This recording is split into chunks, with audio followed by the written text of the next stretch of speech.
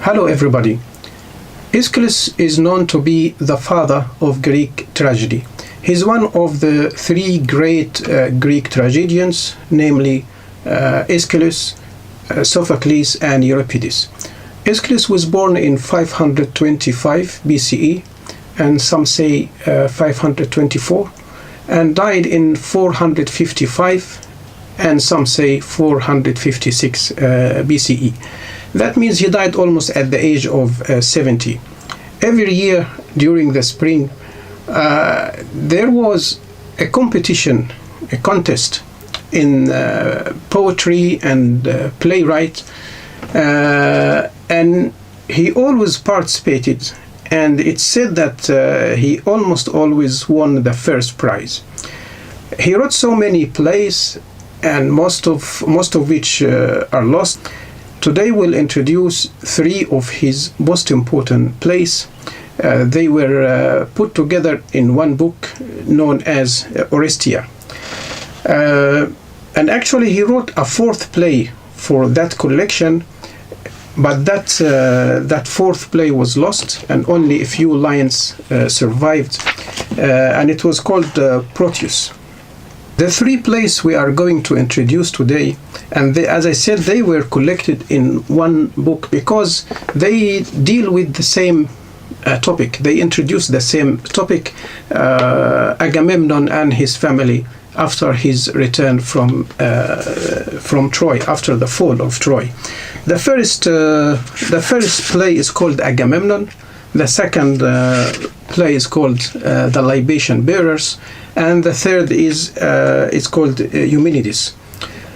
Of course, according to the Iliad and the Odyssey, we don't know what happened exactly from the fall of Troy until the time when the Greek army started to return, each army to its city, because the Iliad ended with the death and the funeral of Hector.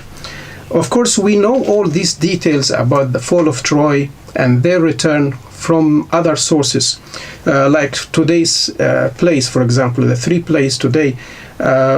It gives us just a little bit of understanding about how or what happened to Agamemnon after he returned to his city Argos. So the first play, Agamemnon,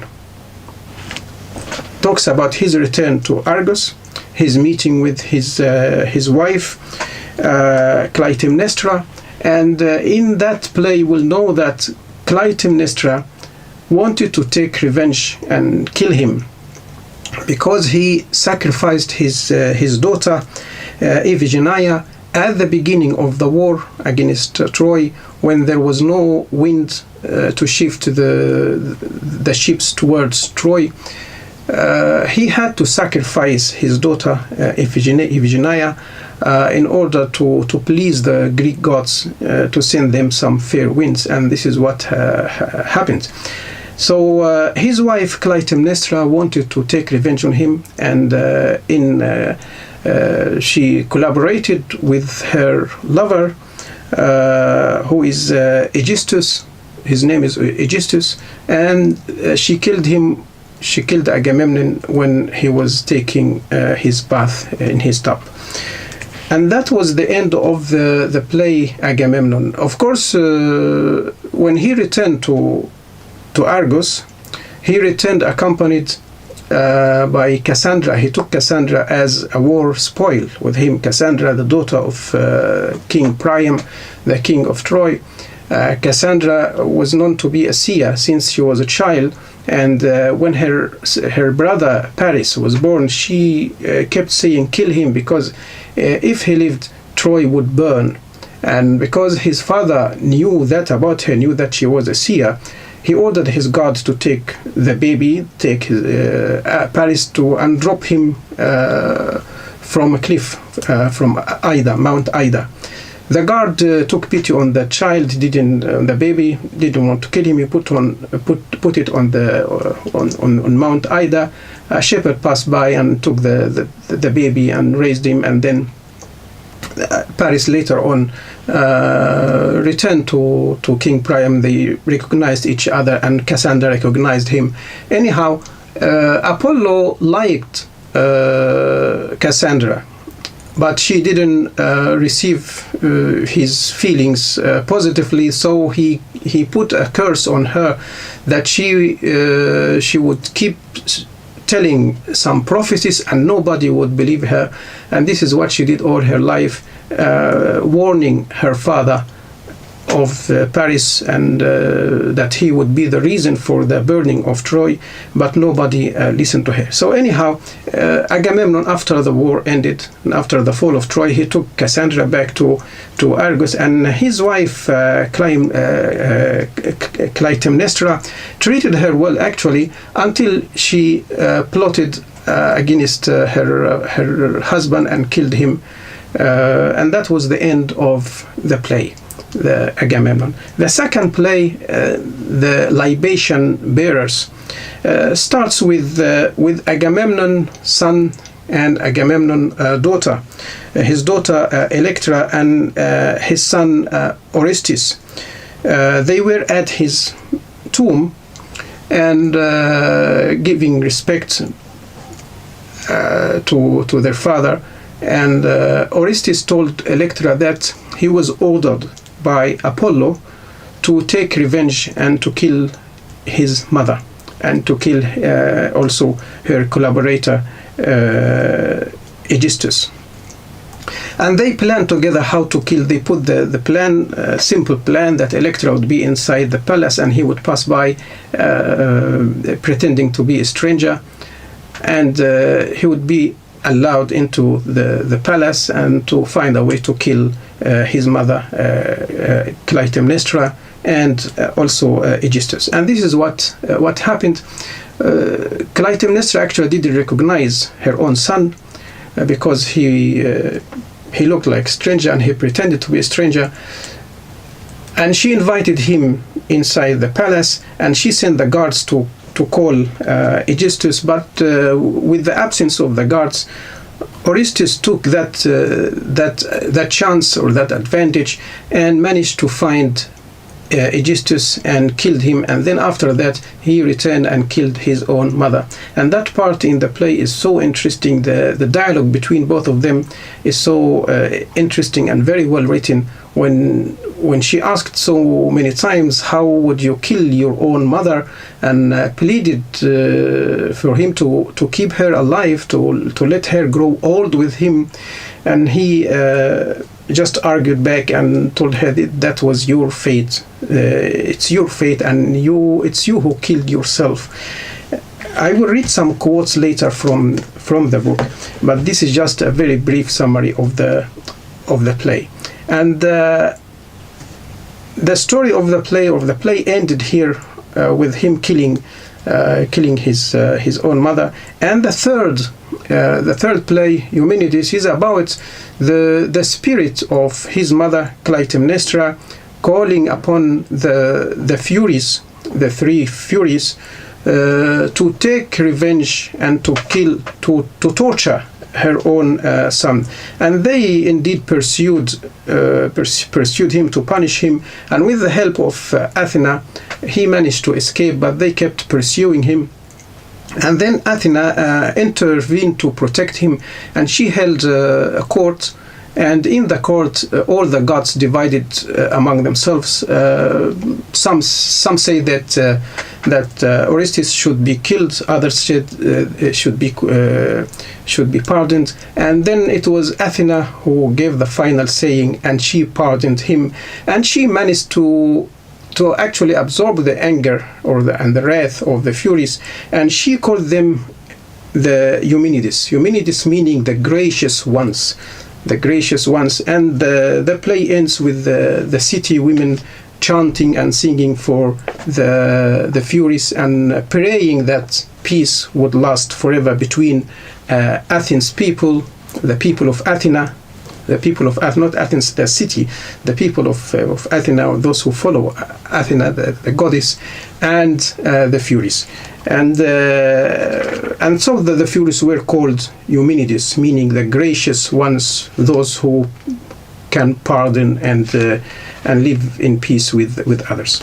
We can say that the main themes of these three plays are revenge and justice, because the first and the second plays are mainly talking about taking revenge and taking justice in your own hands. Clytemnestra took revenge on her husband Agamemnon and killed him because he sacrificed his own daughter Iphigenia.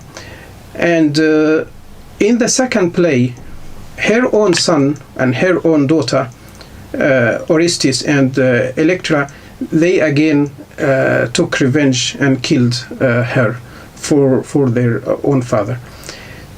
But the third play, the theme shifts to another way of establishing justice, when Athena held a court and pardoned Orestes. So here the justice was established not through revenge, but through establishing the law, some laws, and following the law. There are some quotes actually that I personally liked so much while reading the three plays. I may share them with you quickly. For example, in Agamemnon, page 106, I like these two lines, line 71, 2, 3, 73 and 74, line 73 and line 74, when the chorus was singing, and now it goes as it goes, and where it ends is fate with capital F. And here it shows us that the strong belief of the ancient Greek in faith, in fate, in destiny, and that almost all their tragedies were based on the role that fate and destiny play in the tragedy. And now it goes as it goes, and where it ends is fate. And then in the same page, line 87 to line 90, these four lines also are very interesting. And we are aged, past aging, gloss of the leaf shriveled. 3 legs at a time we falter on, old men are children once again. Very interesting lines. And in page 107, or we can go to 111 maybe. Go to 111. 111. Also the chorus sing and say, and we suffer and we learn, and we suffer, but justice turns the balance scales, sees that we suffer and we suffer and we learn, and we suffer and we learn. Again, suffering is so important and very key element in all the Greek tragedy, and through suffering all the characters, and especially the main character, the protagonist, grows. There is character growth in suffering. In the second play, The Libation Bearers, page 202, Orestes says to his sister Electra, the plan is simple. My sister goes inside, and I'd have her keep the bond with me a secret. They killed an honored man by cunning, so they die by cunning, caught in the same noose. So he commands Apollo the seer, who's never lied before. Here he's telling his sister Electra that it was Apollo's order to kill his mother. In page 218, 218 and 219, this the dialogue between, and beginning from 217 actually, the dialogue between Orestes and his mother is so interesting. She says to him, I gave you life, let me grow old with you. Then he says, what? Kill my father, then you'd live with me? Destiny had a hand in that, my child. This too, destiny is handing you your death. You have no fear of a mother's curse, my son. Mother, you flung me to a life of pain. Never flung you. placed you in a comrade's house, disgraced me, sold me a freeborn father's son. Oh, then name the price I took for you. I am ashamed to mention it in public. Please, and tell your father's failing too. Never judge him. He suffered. You sat here at home. It hurts women being kept from men, my son, perhaps, but the men slaves to keep them safe at home. I see murder in your eyes, my child, mother's murder. You are the murderer, not I, and you will kill yourself. Watch out, the hounds of a mother's curse will hunt you down. But how to escape a father's if I fail? It reminds me of Hamlet. This part, I must be spilling life tears on a tomb of stone. Yes, my father's destiny, it decrees your death. You are the snake I bore, I gave you life. Yes, that was the great seer, that terror in your dreams. You killed and it was outrage. Suffer outrage now. Very interesting dialogue between them. And actually the third play, Eumenides, I think it's the strongest among them and the best one, and the dialogue also, the dialogue between Athena and the Furies, especially between Athena and the Furies, is so interesting, but so many good lines that I don't want to read everything just to make the today's lecture is a bit short. I hope there is any benefit in today's lecture, and hope to see you again, and have a good day.